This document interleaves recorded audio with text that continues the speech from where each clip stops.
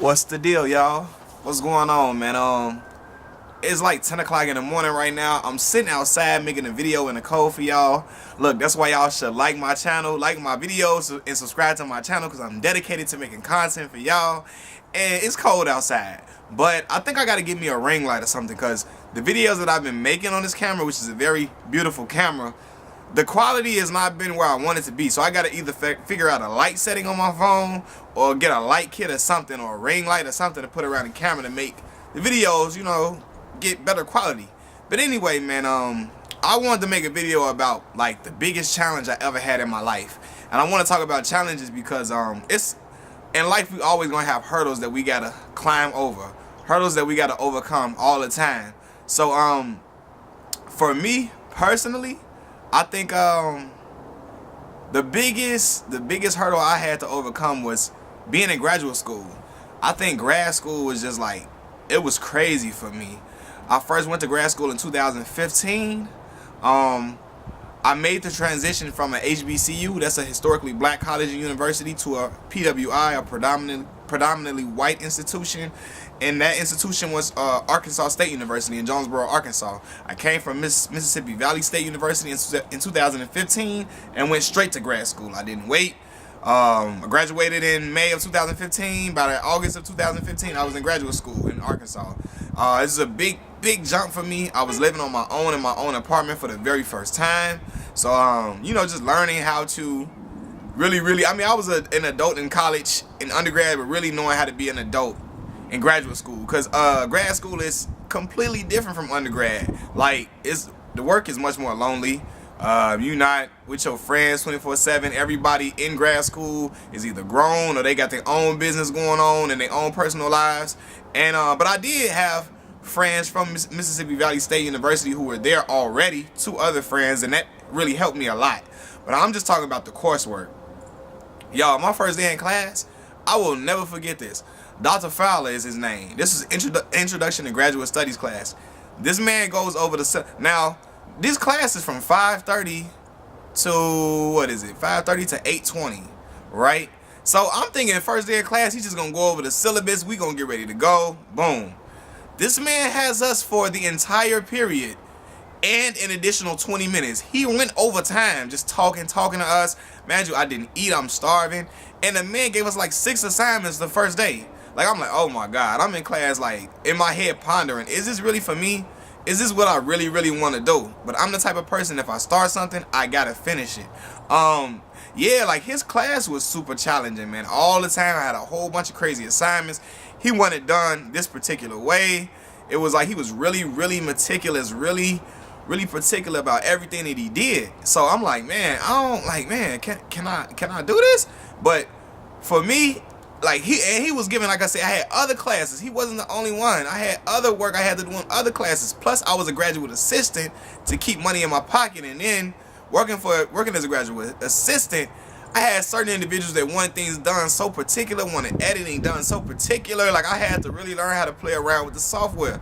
Then on top of that, like, I had other homework in other classes. Dr. Fowler paper, I kid you not, that semester, I spent maybe, like, it was like 6-7 days I was up doing assignments with no sleep. Like, no sleep, period.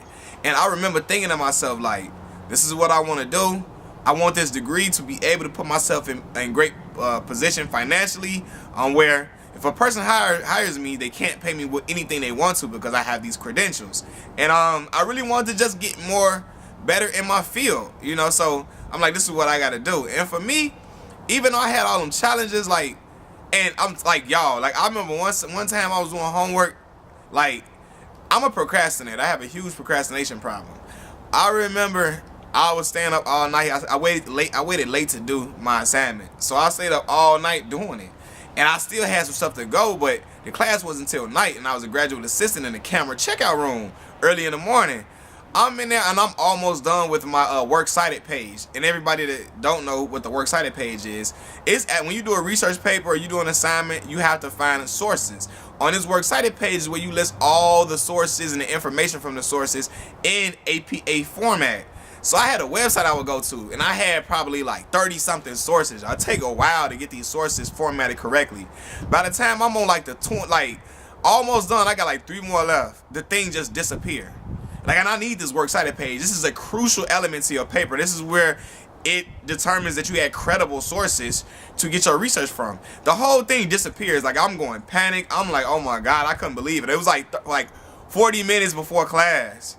And I had to like make up an excuse that I lost the SD card or something to get through that, cause like it was just so frustrating, man. I had so much stuff to do, and it was trying to juggle everything and trying to juggle life, and then my life back here, home, and then my life at school, and then on top of that, you got bills to pay, you got other stuff you got to do. So it was just like, oh my God, come on. And then trying to maintain a social life. It got to the point, y'all, I'm at a football game, basketball game. I love sports. I'm at the game trying to enjoy myself, and I'm thinking like, damn, I got this crazy assignment I gotta do. Like, and then Dr. Pitts, like, I love Dr. Pitts, love her, I love all the teachers that I encountered there, but I love Dr. Pitts though, man. She really was for us, but she pushed us. My paper for her was like 50 something pages. My paper for Dr. Fowler was like 40 something pages worth of research and stuff. So I'm in it, and it's driving me crazy, because I feel like at one point I wasn't giving what I was giving. They wanted more, they wanted this, they wanted more, and I'm telling y'all, I'm getting there, I'm giving 150%. And the thing that helped me stay the course, man, and this is what I always think of things. I use sports as my motivation. I'm a big sports head, so I think of it like this, right? That moment for me at A-State, Arkansas State, making that jump from Mississippi Valley State to A-State, that was my moment where my Game 7, 2006 NBA Finals, LeBron James. That was like my LeBron James moment.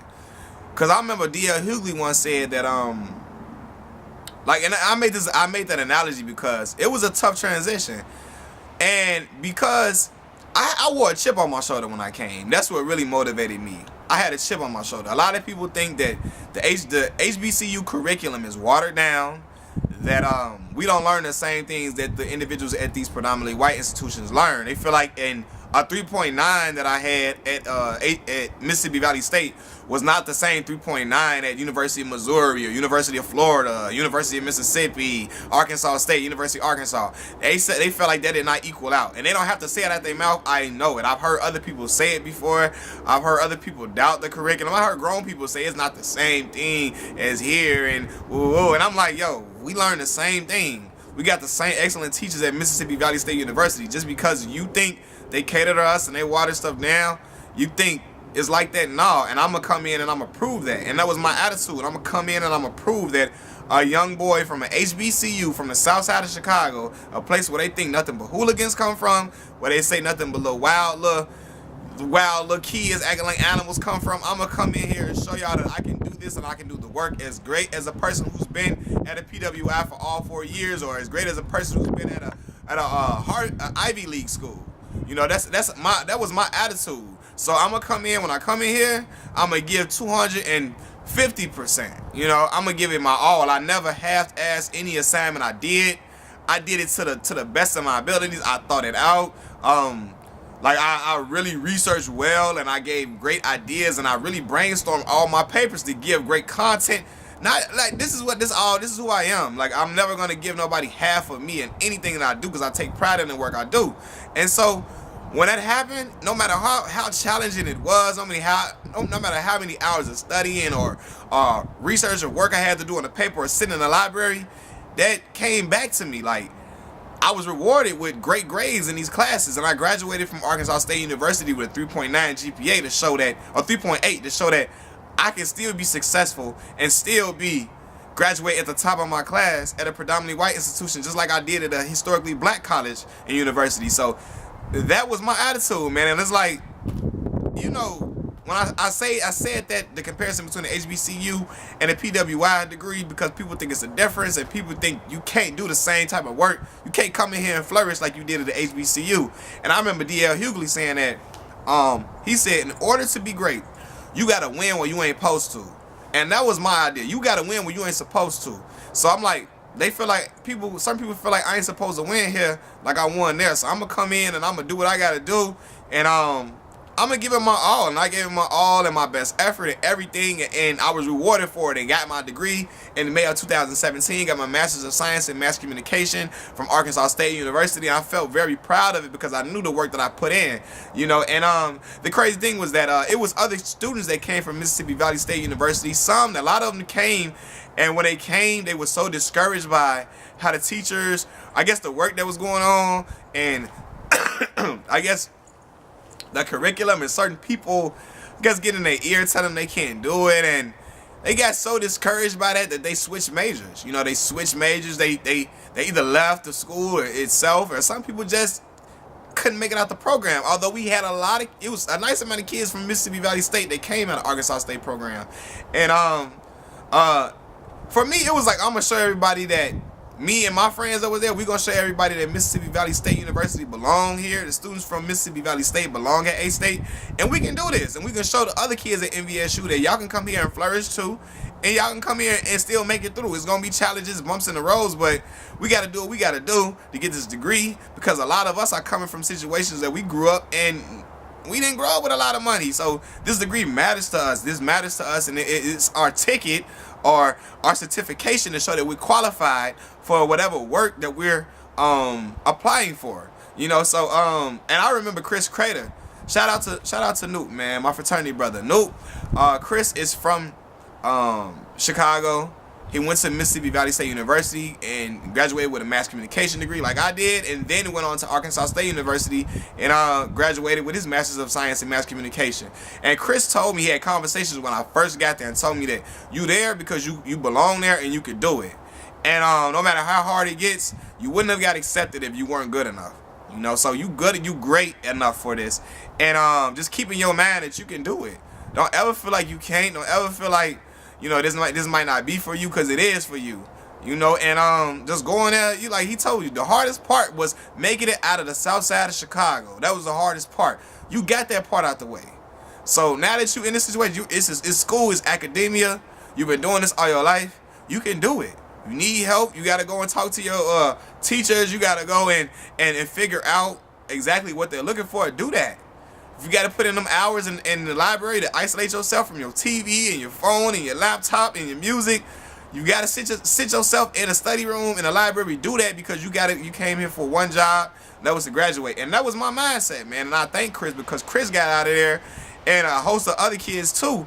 You know, even though some kids didn't make it, but it was a proof that we can get there and we belong there. We can do what we got to do. We can get busy in this environment, any environment, and do what we gotta do. That's my thing. You gotta become a chameleon. You gotta adapt wherever you put into, whatever situation you put into. You gotta come out, because you gotta know that you can come out on top. And that was my whole thought process. I'm like, I can get through this, man. I went through the hardest parts. I can make it through this, you know. So, and the crazy thing about it was that I was becoming a member of Kappa Alpha Psi Fraternity Incorporated at the same time that I was like studying for my comprehensive exams, and I was able to do that, man. I was able to get through that process, and then and still get my degree at the same time, learning all this information and all the challenges that come with that. So it was just like, I guess it was confirmation that no matter what's going on in your life, if you really want something, you're gonna go for it and shoot hard at that goal. And that was the thing for me, man. I always carried a chip on my shoulder, just because I felt like when I was there, like, it was certain people that questioned my ability or my grade point average at my historically black college. So I'm like, I gotta show them I can do this here.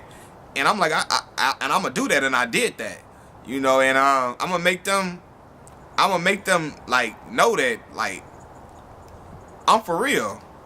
I'm gonna make them know that I'm good enough to do whatever assignment that come my way. And it paid off, man, and I'm proud of that. And I want to tell anybody that's going through any type of hard circumstances or anything that you think you can't get through, you can get through it.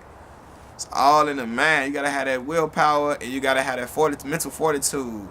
And that's something I had to learn. I like, for real, I had some rough moments. Like, I really was like, man, questioning at times, can I do this? But I'm like, nah, I snapped out of it quick. Like, I remember that conversation with Chris. You here because you can do the work.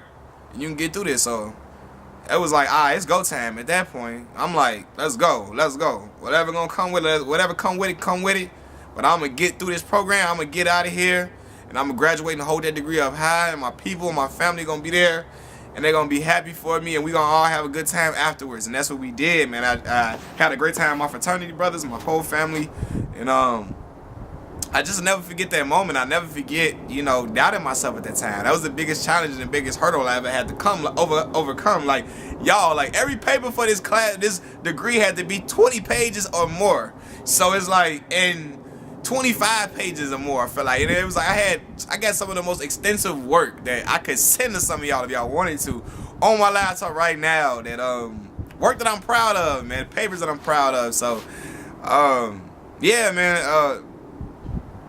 I'll never forget that. I'm always proud of that, and that moment made me know that I can be built for whatever comes my way, because at the end of the day, God gonna push me through, and I'm gonna be alright. God gonna push me through. He only gonna take you to what he can take you through, and I'm like, I'm gonna be good. So that's all I gotta say, y'all. Y'all can comment on whatever situation y'all felt was challenging, or comment on the video. Don't forget to like and subscribe to my channel. Tell everybody, your sister, mama, cousin, auntie, to come follow this channel. Your little cousins, your little brother, your little sisters, your best friends, tell them to come follow this channel, like and subscribe, and just keep sharing, y'all. I appreciate all the love I've been getting, y'all.